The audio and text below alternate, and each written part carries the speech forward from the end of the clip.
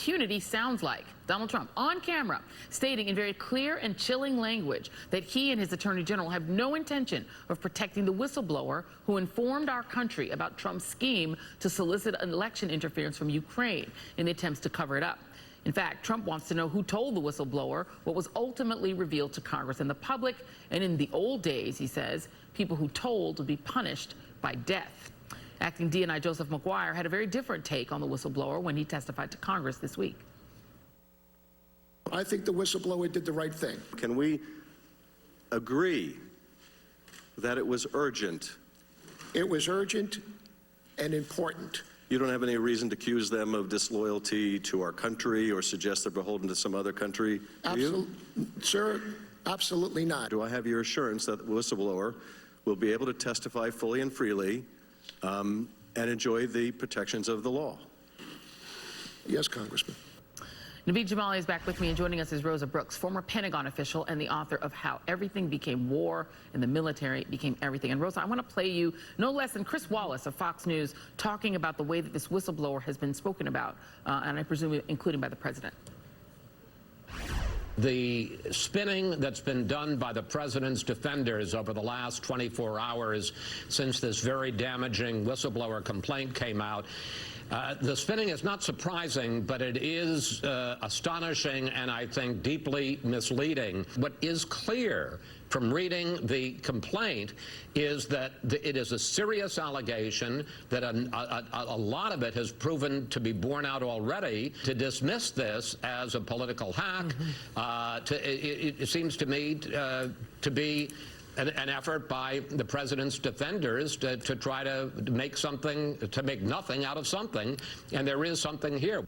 What do you make of the attempt to, turn the conversation to negative information about this unknown whistleblower, and even Donald Trump's seeming threat to the people who spoke to this person? Yeah, it's somewhat worse than just the classic blame the messenger, shoot the messenger. This is a threaten to shoot the messenger and everybody who gave messages to the messenger and everybody who gave messages to the people who gave messages to the messenger. No, it's scary. It creates an atmosphere of intimidation.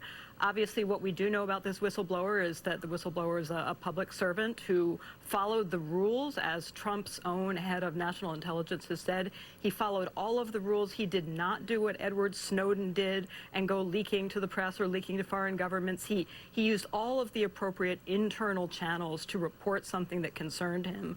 And now he's essentially being threatened by the President of the United States. I hope for his sake that additional details about, and I may be wrong to assume it's a him, the identity of that whistleblower get out, because I think we've seen that when this president makes veiled threats, that some of his supporters take them seriously, and it turns into actual bombs and death threats. So it's a very scary situation. Yeah, and as somebody who's worked in this intelligence world, Naveed, what does it do to future people who might have the same have the same courage to come forward and talk about threats to national security when the President of the United States is saying whoever told this person anything back in the day, we'd have killed them? Yeah, I mean, it has a chilling effect. Look, for 10 years, I carried around a little card that basically laid out my duties as an intelligence officer in terms of intelligence oversight. My job was not just to guard secrets, but if I saw something in terms of the collection of intelligence that was illegal, I had a duty to report it. And that is something that the American public has to have trust and faith in the intelligence community, that we keep secrets not to protect presidents, but to protect this nation. And part of the check that we have to make sure that that holds true is the whistleblower avenue. And to think that a whistleblower saw wrongdoing, spoke out, and wrongdoing committed by the person who holds the highest office in this country, and spoke out and did the right thing and followed their oath of office, and is now being threatened. I mean, the president basically implied that he should be killed.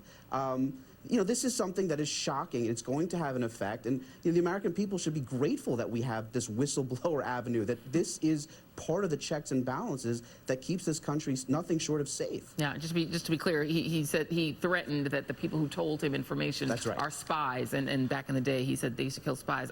Let's talk. Let me play you a flashback. We talked about it in the last block a little bit. They kind of teed it up. This is Kamala Harris, Senator Kamala Harris, and her exchange with William Barr, and this was back in May. Take a listen. Has the president or anyone at the White House ever asked or suggested that you open an investigation of anyone? Yes or no, please, sir? The president or anybody else? Seems you would remember something like that and be able to tell us. Yeah, but I'm trying to grapple with the word suggest. I mean, there have been discussions of matters out there that they have not asked me to open an investigation, but Perhaps they've suggested, I don't know. I wouldn't say suggest. hinted, I don't know. inferred. You don't know. Okay. Rosa Brooks, there is an implication that there is an investigation going on into the origins of the Russia probe into Donald Trump's campaign.